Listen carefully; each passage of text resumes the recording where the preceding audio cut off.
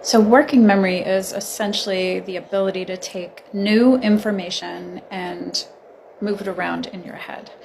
Tasks in real life that are impacted by working memory are things like going to a restaurant and calculating a tip, adding up a bunch of numbers in your head, like being in the airport and having to change your itinerary when there's a flight change, doing things like your taxes, focusing on the road when you have a long drive, doing difficult and boring things, even when they're hard to get through, reading a book that is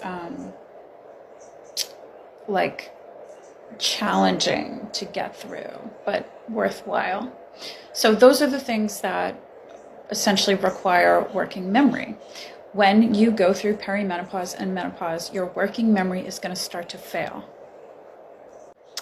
What does this mean if you have ADHD? Well, you may start to think you're going crazy. And if you have like what we call sub-threshold ADHD, suddenly you're going to look like you have ADHD, even if you never realized you had it.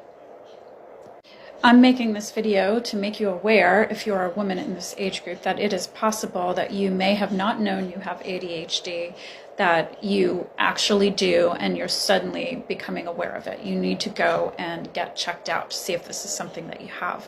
Also, if you do have ADHD, you need to go to your psychiatrist and make sure that you look at having a med adjustment or look at other things being added to your medication, such as an antidepressant or a change in hormones or a change in your medication.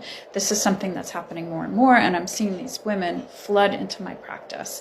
Additionally, there is a huge cultural shame attached to aging, and you may be struggling with other issues and need to seek help for it.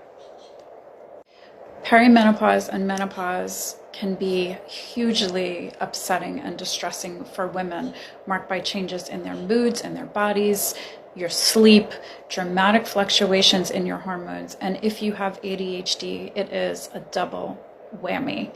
There is not enough research invested in this. There is not enough support for you. None of us were prepared for this.